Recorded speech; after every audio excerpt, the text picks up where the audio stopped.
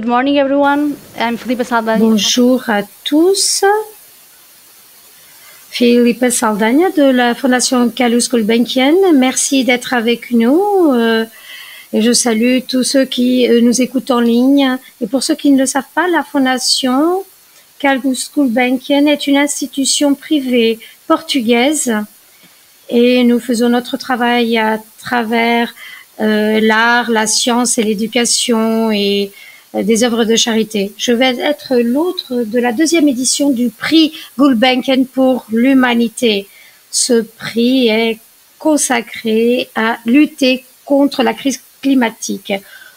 Aujourd'hui, nous allons connaître le lauréat du prix, puis nous allons parler avec des personnes qui ont eu un impact sur notre initiative. Pour commencer, donc, nous allons vous montrer une vidéo sur le prix Gulbenkian pour l'humanité. Les êtres humains sont des êtres puissants, capables de choses incroyables. Nous sommes capables de modifier les niveaux de la mer. Nous pouvons bouleverser les conditions météorologiques, augmenter la température de la planète, modifier le paysage, éliminer de la surface de la Terre des milliers d'espèces. Nous pouvons aussi connecter les gens à travers le globe. Nous ne ménageons pas nos efforts pour sauver les créatures les plus vulnérables. Nous nous aventurons avec audace dans l'inconnu. Nous créons de nouvelles formes d'intelligence et découvrons sans cesse les mystères de la vie. Le prix Gulbenkian pour l'humanité récompense des personnalités ou des organisations dont le travail atténue l'impact du changement climatique et rend la société maître de son avenir. Cela signifie beaucoup pour moi et j'espère que ça m'aidera à faire davantage de bien dans le monde. Il n'y a pas de limite à notre pouvoir. Appliquons-le dans l'humanité. Appliquons-le pour l'humanité.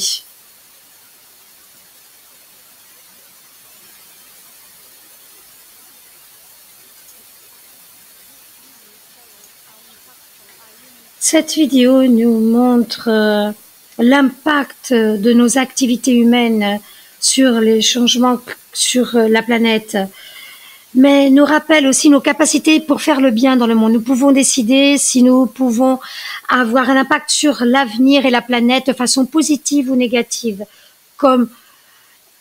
Donc les personnes sont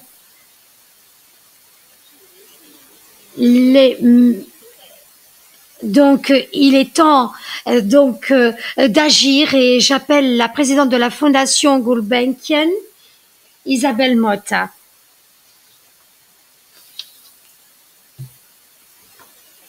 Merci beaucoup. Bonjour, cher vice-président de la Commission européenne, responsable de l'impact écologique, qui est la façon la plus appropriée, et cher Michael Bloomberg, qui nous suit sur le streaming, par streaming. Donc, nous avons ici le vice-président Timmermans, Franz Timmermans, et Michael Bloomberg, qui est l'envoyé spécial des Nations Unies pour le climat. Ce sont les deux co-présidents de la Convention mondiale des mers pour le climat et l'énergie.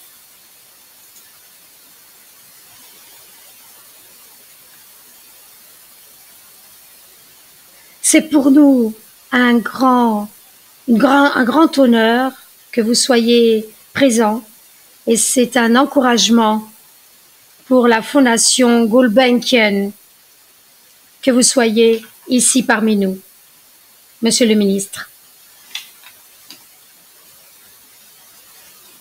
Cher ambassadeur de la Convention mondiale des mers pour le climat et l'énergie,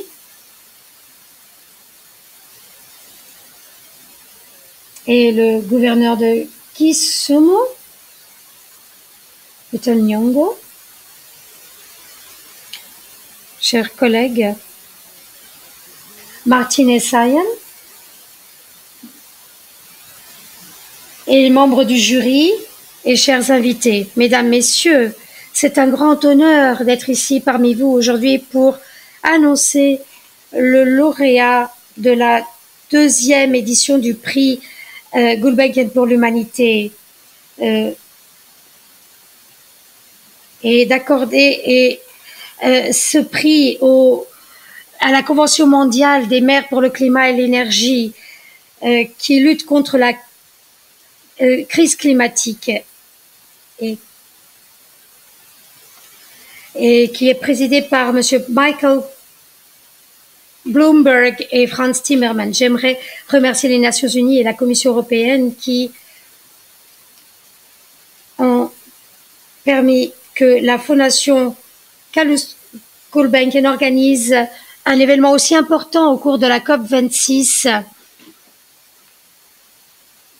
Et cet engagement va forger le futur de l'humanité. Ce sommet n'est pas uniquement un événement, l'événement sur le climat le plus important du monde, c'est aussi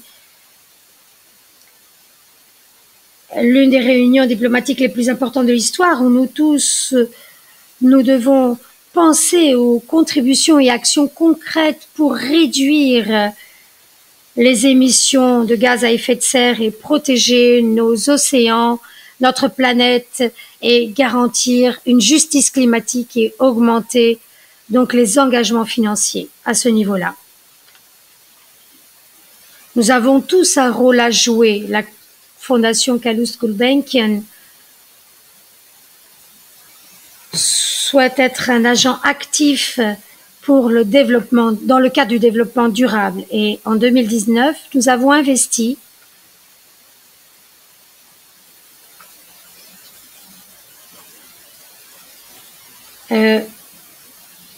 sur des actions ayant un impact positif sur la société afin d'atténuer l'impact des combustibles fossiles sur les économies. Nous avons, pour obtenir une politique durable, la durabilité est également une valeur centrale que l'on porte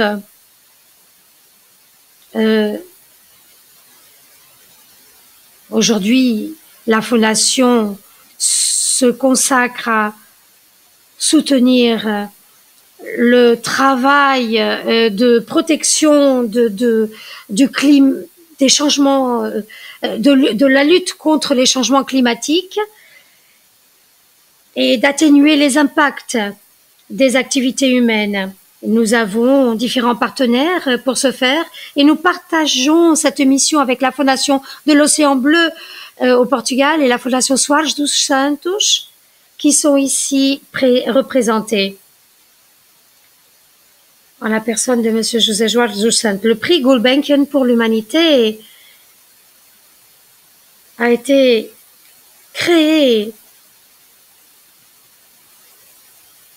à la même date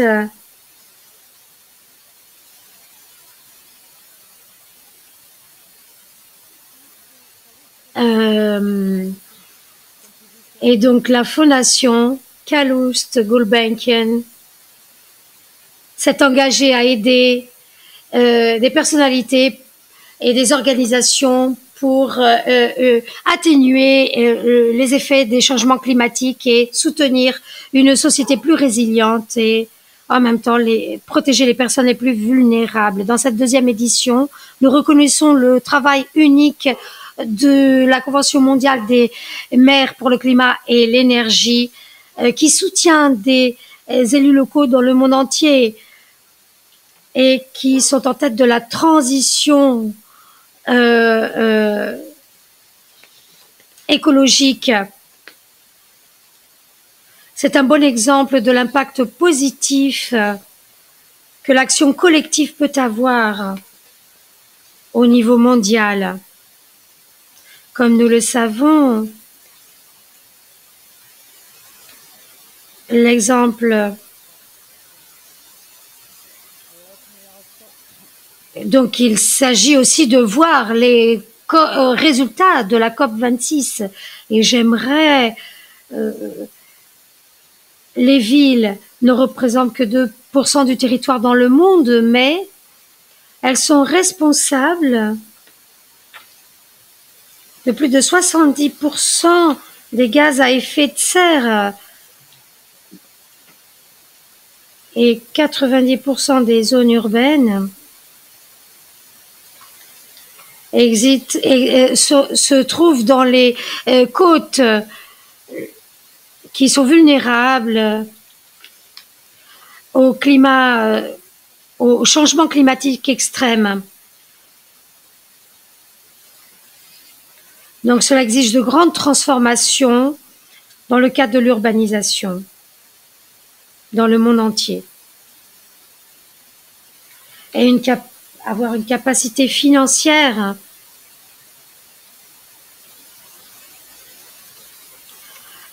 entre le nord et le sud, la Convention mondiale va utiliser justement ce prix pour soutenir la transition énergétique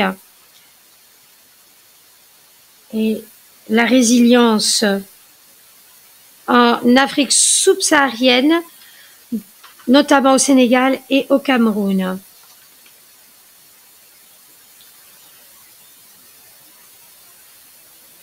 Nous allons avoir le privilège d'écouter davantage sur le lauréat et la nature des projets soutenus par le prix.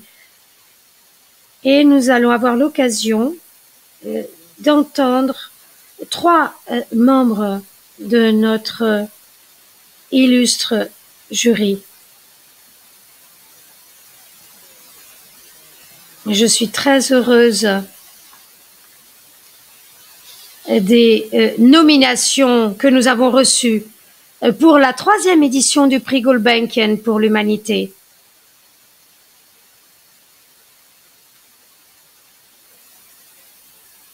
Et la semaine prochaine, les candidatures pourront être reçues. Donc ce mois de novembre. Et merci à tous et j'espère que nos messages seront utiles et auront un impact important. Merci.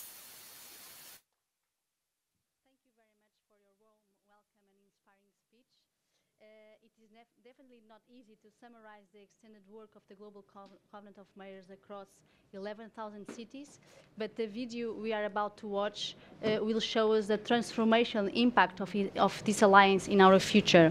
Please note that the voiceover of this video was gently provided by a young climate leader from Ghana, and she is Ellen Lindsay Ayuku.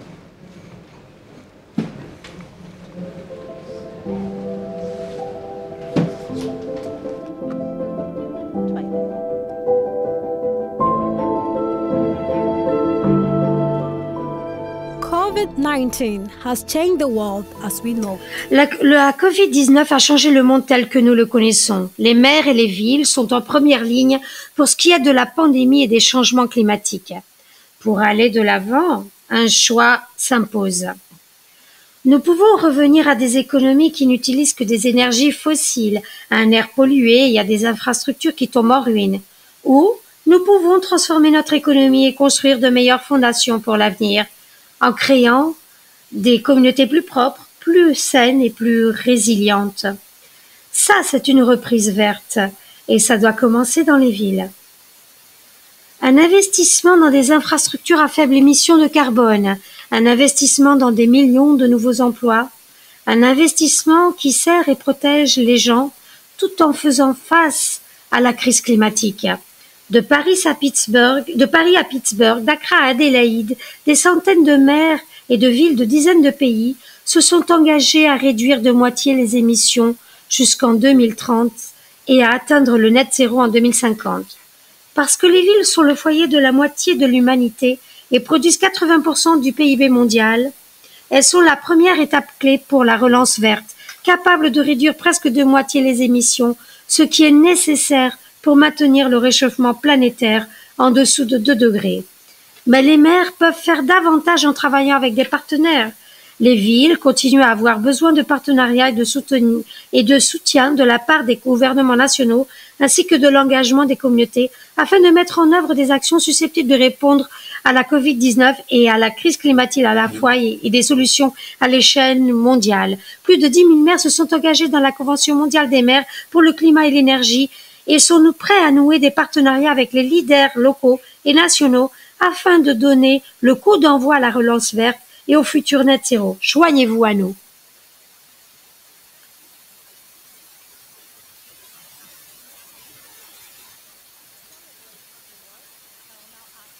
Pour célébrer ce prix, pour remettre ce prix, j'aimerais demander à Isabelle Mota et au président de la Fondation Kalous Gulbenkian et à Martine Essayan de passer à la remise des prix pour les représentants de Monsieur Franz Timmermans, le vice-président exécutif de la Commission européenne.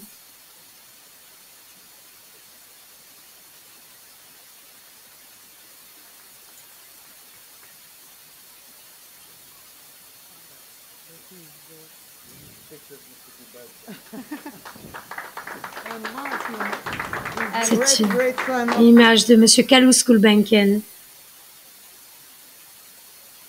L'effigie de Monsieur Kalous Gulbenkian. Et Greg Robertson, l'ambassadeur de la Convention mondiale des maires. Merci beaucoup.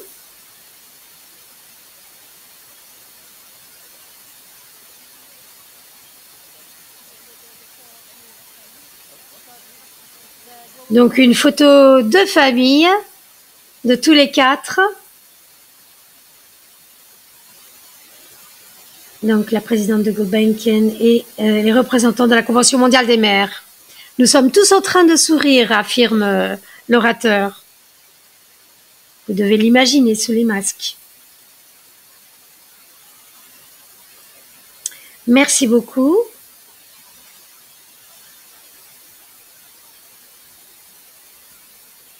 Nous aimerions entendre Monsieur Franz Timmermans. Vous pouvez dire quelques paroles. Je suis très reconnaissant à la Fondation Kalous Gulbenkian pour reconnaître le rôle des maires, des élus locaux. Ce sont eux qui vont décider si cette transition vers un monde durable aura un succès ou pas. Ils sont proches des citoyens, ils savent ce dont les besoins ont, ce dont les villes ont besoin, ils ont la confiance des citoyens, ils peuvent réaliser, faire beaucoup. Ils peuvent jouer ce rôle qui est crucial. Merci.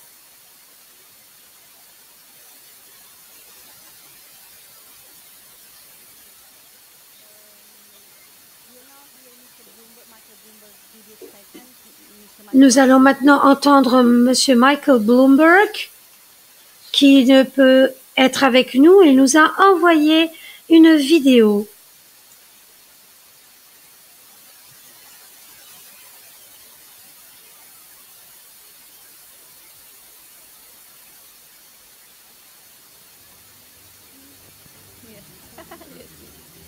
No, it's not this one. It's not this one. This is the next one. Ce n'est pas la bonne vidéo, c'est la prochaine vidéo. Veuillez nous excuser, dit l'oratrice.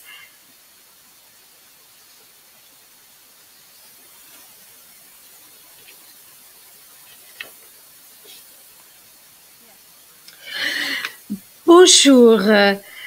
Au nom de la Convention mondiale des maires, je tiens à remercier la Fondation pour ce prix que nous sommes honorés de recevoir et de tout ce que vous faites pour faire avancer la lutte contre le changement climatique. J'aimerais aussi remercier la Commission européenne et notre coprésident Franz Timmermans pour son leadership et son partenariat.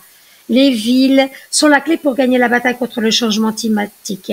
Elles agissent et en les soutenant, les aidant à travailler ensemble, nous pouvons faire beaucoup pour accélérer le progrès au niveau mondial. C'est ce que nous faisons dans le cadre de la Convention mondiale des maires, grâce au partenariat que nous avons noué avec la Commission européenne. Le fait est que la pandémie a rendu le travail des villes encore plus important et urgent.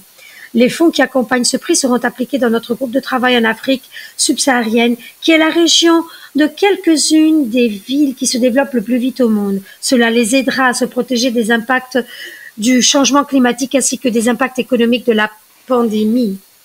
Par conséquent, ce prix fera une grande différence dans la vie de beaucoup. Merci encore et bonne chance à tous.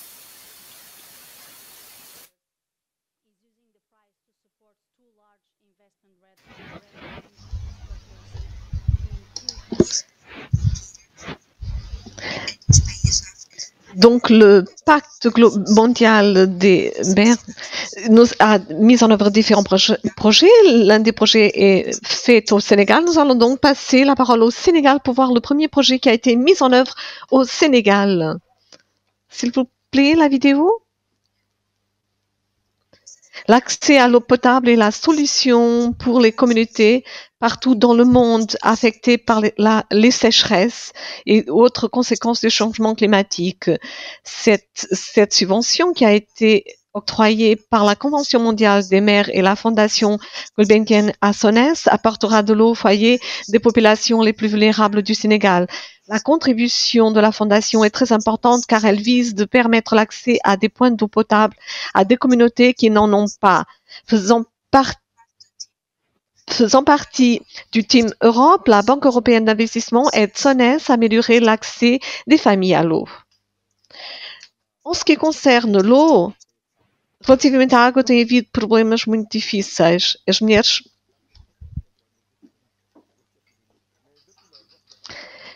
Relativamente à água, tem havido problemas muito difíceis. As mulheres carregavam alguidares e percorriam longas distâncias para ir buscar água, mas agora, com o projeto, a água se jorra das torneiras.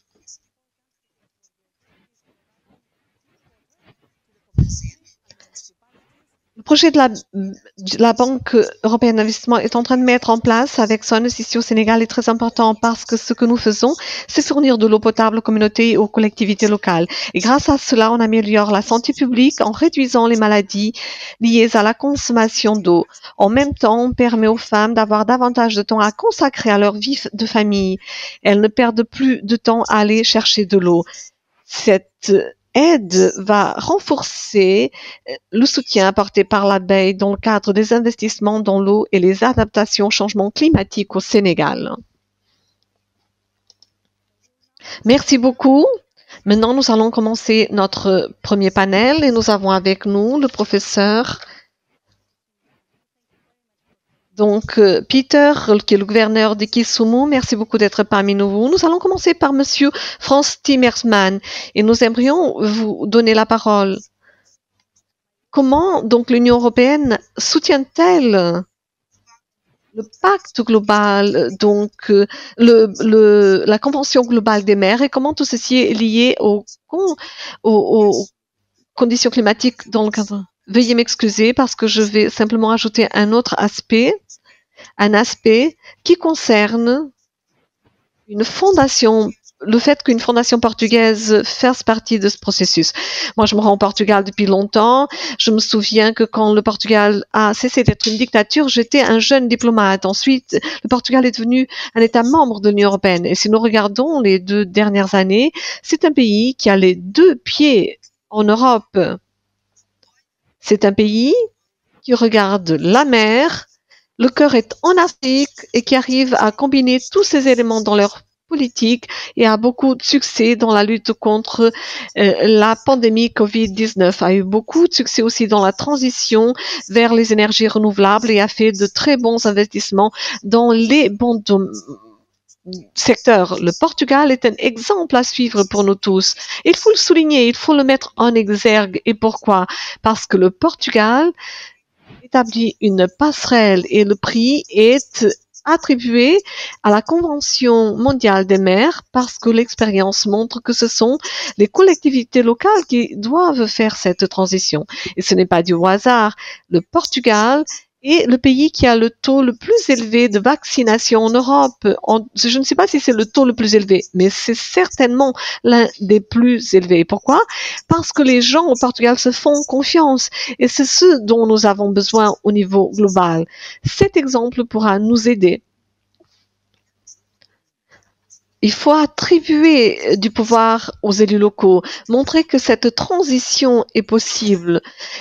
Et le monde entier, le monde industrialisé, la capacité de montrer sa solidarité envers le reste du monde qui est en développement, la capacité de s'adapter au changement climatique, l'adaptabilité et que le Sud global ne se sentent pas seuls. Il faut nous engager. Nous sommes engagés en termes de financement, d'assistance technique. Nous avons mis en œuvre des projets conjoints. Nous partageons des expériences pour que les villes deviennent plus écologiques, pour promouvoir les transports en commun à émissions zéro, des meilleures solutions en termes de gestion, notamment des déchets. Et tout ceci doit se faire au niveau mondial, partagé avec les élus locaux, parce que beaucoup doivent faire face à des enjeux énormes et ils n'ont pas les financements pour justement essayer de régler tous ces problèmes. Ce pacte global finit par créer une véritable solidarité à tous les niveaux pour pouvoir dépasser ces crises. Et je suis persuadée que nous allons réussir à le faire, nous allons réussir à nous adapter au changement climatique, nous maintenir en dessous de 1,5, mais il ne faut laisser personne sur le bord de la route. Tous font partie de la solution et personne ne sera laissé sur le bord de la route. Je vous remercie. Nous allons tout de suite passer à un exemple spécifique et le professeur Peter Nyang, j'aimerais vous demander faire partie justement de l'Afrique subsaharienne et de faire partie de la Convention des maires de la région de l'Afrique subsaharienne. J'aimerais savoir quels sont les aspects clés dans votre voyage climatique. Merci beaucoup de m'avoir posé la question. J'aimerais tout d'abord me présenter. Je viens d'une ville qui s'appelle Kisumu, dans la région occidentale du Canada, à côté du lac Victoire, qui est l'un des plus grands lacs d'eau douce au monde, le deuxième le plus grand au monde. Et ma ville se trouve à quelques kilomètres à peine. Kisumu n'est pas une ville très ancienne. Elle est devenue ville il y a environ 20 ans. Mais avant, il s'agissait d'un endroit très stratégique pour le commerce, pour les échanges commerciaux. C'était un endroit où il y avait une grande concentration de population. Et ceci me rappelle une remarque qui a été faite par Stephen Bullock, l'ancien gouverneur du Montana, un commentaire qu'il a fait à Santa Fe lorsque nous avons participé en tant que gouverneur du Canada à l'Association américaine des gouverneurs. Une chose qu'il a dit à l'époque, il a dit, ce que je préfère dans le fait d'être gouverneur, c'est que partout dans le monde, les autres vivent dans un endroit local, c'est-à-dire ce qui est local pour tout un chacun, peu importe l'endroit où l'on se trouve. Nous avons une hiérarchie où les gouverneurs sont au-dessus des élus locaux. Ce que nous avons eu en guise d'expérience il y a quelques mois déjà, lorsque nous avons eu des crues au Kenya, il y a eu la destruction d'un grand nombre de commerces, les écoles primaires ont été inondées, les gens ont dû être déplacés des zones où ces personnes habitaient, ils ont perdu leur propriété, énormément de biens, les coûts sont énormes, cela fut très difficile pour ceux qui s'y trouvaient. Et cela nous a montré qu'il va falloir prévenir au lieu d'attendre l'impact négatif de ces changements. Les villes, les collectivités locales en Afrique, notamment dans le cadre de la Convention mondiale des maires dont nous sommes membres, va organiser un sommet qui se tiendra à Kisumu l'année prochaine et dont le thème sera les villes intermédiaires en Afrique, les métropoles de l'avenir. Nous sommes en train de parler de villes qui seront les plus grandes villes en Afrique dans un avenir très proche. Et si on ne parvient pas à mettre en œuvre une bonne planification, si on ne parvient pas à corriger les erreurs qui ont été commises par le passé, eh bien, nous allons continuer à gâcher une opportunité. Il faut investir désormais, bien investir, réfléchir aux besoins, à l'organisation des villes, à tout ce qui se fait dans le cadre de l'urbanisme, mais aussi les espaces verts, pour créer un équilibre et pour que les citoyens puissent vivre dans une ville qui leur offre de la qualité de vie. Je vous invite tous à participer à ce sommet des villes intermédiaires, les futures métropoles d'Afrique, et à planifier donc les villes aujourd'hui pour essayer d'éviter les problèmes. Le réchauffement global de 1,5, eh bien, nous allons voir si nous allons parvenir ou pas à atteindre cet objectif. Nous avons déjà parlé d'un nouvel ordre économique mondial. Nous avons parlé de tout un tas de choses, mais nous voyons que ce que nous voulons, c'est faire quelque chose qui soit important, qui soit palpable et qui soit important pour nos enfants qui se trouvent en Afrique, en Amérique latine ou en Europe. Merci beaucoup. Merci beaucoup. Nous allons certainement donc prendre bonne note de cette date. Je vais passer la parole à Martine Essayen, qui est donc l'administrateur de la fondation Carlos Gulbenkian. Dans notre fondation, nous avons toujours mis l'accent sur l'implication, l'engagement des villes et des petites villes. Et qu'est-ce qui vous a motivé pour mettre en œuvre cette stratégie? Bon, je suis d'accord avec toutes les raisons qui ont été mentionnées par mes collègues de panel, mais pour nous, cela représente deux aspects clés. Tout d'abord, notre expérience en ce qui concerne les projets que nous avons mis en œuvre par le passé.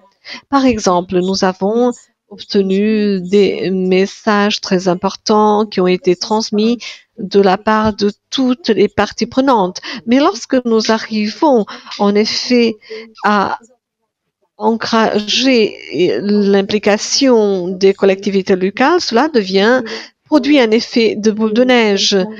Et cela concerne toutes les directions du bien-être et de la santé pour justement mettre en œuvre un plan de lutte contre la solitude, par exemple. Et ce fut une action très utile et les résultats ont été spectaculaires. Il faut aussi parvenir à l'implication des collectivités locales, mais en fonction des valeurs locales. Nous avons mené à bien une recherche sur les changements climatiques qui nous a montré que si nous faisions appel aux valeurs des gens, au lieu de leur parler à chaque fois en leitmotiv d'un tas de choses, cela aurait plus de succès. Il faut donc essayer de sensibiliser ceux qui sont sur place au niveau local et ne pas essayer de les convertir parce qu'il faut justement, et ceci a très bien marché et les résultats seront certainement plus fructueux. Ici, dans ce pays, nous avons par exemple ce que nous appelons le mur bleu, c'est-à-dire que les électeurs changent leur sens de vote pour soutenir les gouvernements. Ce gouvernement, il y a eu des électeurs qui, en général, ne s'intéressent pas de près aux questions climatiques. Mais si on parvient à changer le focus, si on leur montre que ceci a à voir avec la préoccupation, avec l'avenir de leurs enfants et avec tout un tas d'autres valeurs qu'ils partagent, on pourra certainement aboutir à bon port. Pour répondre à la deuxième partie de votre question, en ce qui concerne ce que nous avons découvert jusqu'à présent, nous sommes surtout en train de parler de trois éléments. Tout d'abord, nous avons financé les personnes via les collectivités locales pour essayer de voir ce qui pouvait véritablement marcher. Nous avons financé des collectivités locales pour travailler au niveau local et voir ce qui peut vraiment fonctionner. Le deuxième aspect concerne le fait que nous travaillons avec des organisations qui sont de cadre public. Ici, à la COP26, il y a beaucoup d'organisations qui se sont mises d'accord pour mettre en œuvre des mesures communes et voir ce qui marche et ce qui ne marche pas. Et pour terminer, en ce qui concerne vos références par rapport au Sud global, notre fondateur a déterminé que sa fondation devait être mise au bénéfice de toute l'humanité. Et le climat, justement, si nous faisons de la mitigation du climat, nous allons permettre d'en bénéficier toute la population. Nous avons donc fait en sorte que des représentants du monde entier puissent participer à cette conférence et faire entendre leur voix.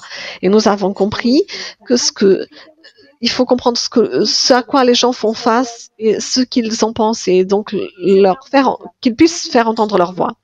Isabelle Mota, la dernière question qui est également liée à la précédente, mais au sens plus large, à votre avis, en tant que présidente d'une grande fondation, quel est le rôle de la société civile et surtout, quel est le rôle de la fondation pour lutter contre la crise climatique? Merci beaucoup. Mon collègue a déjà bien approfondi cette question. Je crois que les fondations, en tant qu'entités ayant des caractéristiques utiles pour justement traiter ces questions, le fait que les fondations soient indépendantes, le fait qu'on n'ait pas besoin de nous soucier avec les cycles politiques, nous avons une position à long terme. Et troisièmement, nous disposons des moyens, des fonds pour pouvoir aider différentes actions. Martin a également souligné d'autres questions qui me semblent importantes. Nous sommes également un institut pour la science. Et en tant que tel, nous pouvons divulguer la science, mettre la science au service pour la prise des décisions politiques. Nous mettons aussi en œuvre des solutions novatrices pour différents projets. Et ceci est quelque chose que la Fondation peut faire mieux que n'importe quel autre institut. Nous pouvons le faire parce que certaines de ces actions ont un impact vraiment très important, pour ne pas dire considérable. Nous voulons établir des partenariats avec d'autres fondations qui partagent les mêmes valeurs que les nôtres. Ceci nous donne plus de capacité pour mettre en œuvre nos actions et plus de force également. Et comme Martin l'a dit, nous, dans les communautés, dans notre cas précis également en Afrique, parce qu'il y a un énorme programme qui est consacré également à l'Afrique dans les différents domaines. Et nous avons donc cette possibilité d'être avec les communautés, au plus près des communautés, de les comprendre, ce qui nous permet justement de mettre en œuvre un plaidoyer en faveur de ces communautés. Et le dernier élément qui me semble très important, c'est la capacité, comme Martin a eu l'occasion de le souligner, de avoir conscience, de mettre en œuvre une prise de conscience auprès de l'opinion publique concernant les questions qui nous tiennent à tous à cœur. C'est très important pour nous, mais également pour tous les citoyens, pour que tout le monde puisse comprendre que ces problèmes concernent tout le monde et tout un chacun d'entre nous. Et c'est un travail qui peut être mis en œuvre par la Fondation. Et notre Fondation peut jouer un rôle important à ce niveau-là. Merci beaucoup de votre contribution. Je voudrais veuillez applaudir nos orateurs qui ont été excellents. Merci beaucoup à tous d'être venus.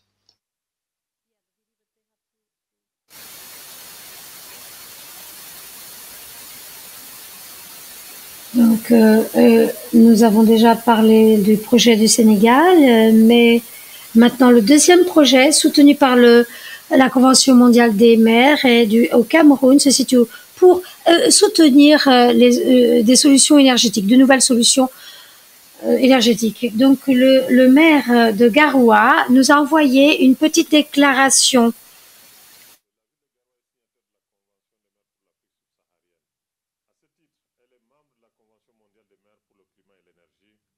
Un réseau mondial de plus de 11 000 villes qui se sont engagées à œuvrer en faveur du climat. L'impact négatif de la crise climatique actuelle sur notre ville nous a poussé à élaborer notre plan d'action pour le climat pour mieux encadrer les efforts visant à accroître notre résilience et notre capacité d'adaptation au changement climatique. En effet, les défis liés au changement climatique sont nombreux pour la ville de Garoua et ils prennent de l'ampleur chaque jour. Des périodes de sécheresse plus longues, des pluies plus rares, mais très intenses qui causent des inondations et des vents violents. À côté de cela, une démographie et une urbanisation croissante avec un besoin en énergie très élevé. Pour nos populations qui sont par ailleurs très jeunes, notre ville doit donc mettre en place des projets d'infrastructures vertes et résilientes aussi rapidement que possible afin de réduire les émissions et s'adapter au changement climatique. Nous ne pouvons pas y parvenir seuls, car les ressources des collectivités locales restent un défi majeur dans de nombreux pays d'Afrique en général et du Cameroun en particulier. Je suis donc très heureux que le financement du prix Gulbenkian pour l'humanité soit utilisé pour aider Garoua et d'autres villes d'Afrique subsaharienne à aller au-delà de leurs plans et stratégies d'action climatique et à mettre en œuvre des projets durables et utiles pour leur population. Nous sommes également heureux que cet appui s'étende sur le long terme à travers une assistance technique du GECOM afin d'aider les villes à transformer leurs idées d'efficience énergétique en stratégie et en projet prêts à être financés. Nous remercions encore une fois de plus la Fondation Gulbenkian. Grâce à cet appui, nous continuerons à œuvrer pour un système d'éclairage public durable à Garoua, ce qui signifie plus d'emplois, une plus grande sécurité, d'inégalité sociale et une planète saine pour nous tous et les générations à venir. Okay. So now we'll have the honor to welcome three members of our jury. Miguel Vaz Araújo, Research Professor of the Spanish Research Council and Vice President of our jury, Joanne Rockstrom, Director of COSTEM, Institute for Climate Impact Research, and Koen Ken, Founder and CEO. Qui ont attribué ce prix. Miguel, je commencerai par vous.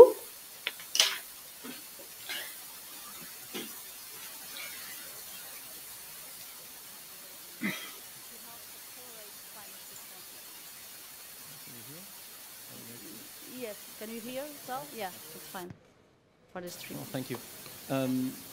The sheer magnitude and pace of the transformation. Base de la transformation qui sont exigées pour que nous nous adaptions et pour atténuer les changements climatiques sont si importants que nous devons aller tous dans la même voie. Cela doit être un effort collectif et cela pourra être plus rapide et plus efficace si nous avons des institutions, des leaders qui peuvent accélérer ce processus. Et les prix comme celui de l'humanité, de la Fondation Gulbenkian, essaieront d'identifier donc ces leaders et les reconnaître et faire en sorte qu'ils soient à même de mettre en œuvre leurs actions. Merci. Runa, l'un des fondateurs l'un des objectifs de Gulbenkian, c'est de protéger les groupes les plus vulnérables et les impacts dévastateurs du climat, des changements climatiques sont une réalité et la plupart de l'investissement a à voir avec l'atténuation des impacts. Hier, nous avons eu vent de quelques engagements pour juste dans ce sens-là. Comment pouvons-nous faire davantage, à travers les voix portées à l'international et travailler la solidarité? Hier, le premier prix a été décerné à Greta Thunberg. Et nous avons aussi besoin des scientifiques et des organisations aussi qui vont nous aider. Et qui sont un exemple. Nous avons commencé à travailler avec les communautés vulnérables il y a 20 ans de cela.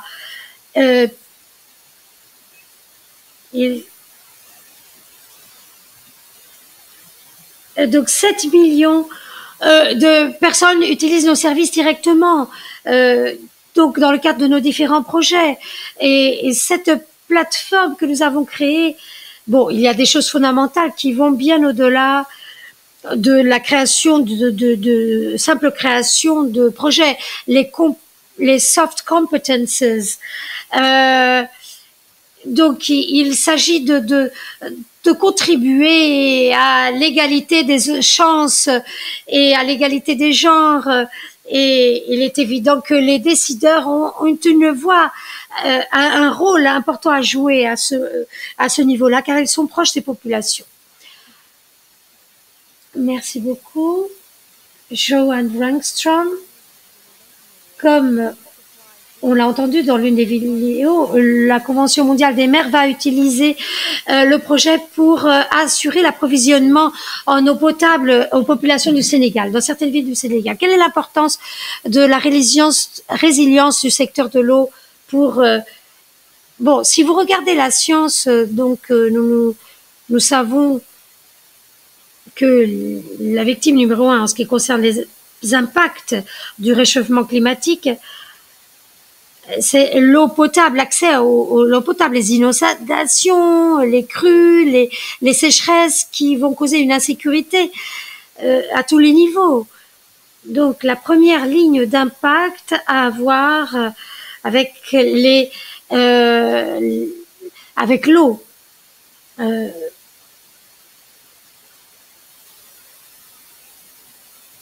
Donc, il y a beaucoup de vulnérabilité dans de nombreuses villes. Mais nous mettons en œuvre des actions pour permettre l'accès à l'eau. Il y a des manques d'assainissement d'eau, les différents services de base d'une ville. Donc, il s'agit de servir des communautés, bien entendu, en eau potable de haute qualité, mais nous savons qu'il y a un défi à garantir cette eau potable de bonne qualité. Donc les villes sont fondamentales. Il faut qu'elles soient impliquées dans ce processus, car c'est fondamental pour la santé et pour la sécurité alimentaire. Et c'est donc un bon point pour la Convention mondiale des mers pour le climat et l'énergie. Bon, je crois que nous avons un petit peu de temps. Merci beaucoup pour être venu. Veuillez applaudir nos orateurs. Ce fut un panel très très rapide, un panel éclair, mais avec des questions et des réponses stratégiques. Merci beaucoup d'avoir été là, et j'espère que ce message portera loin et portera ses fruits. Merci beaucoup.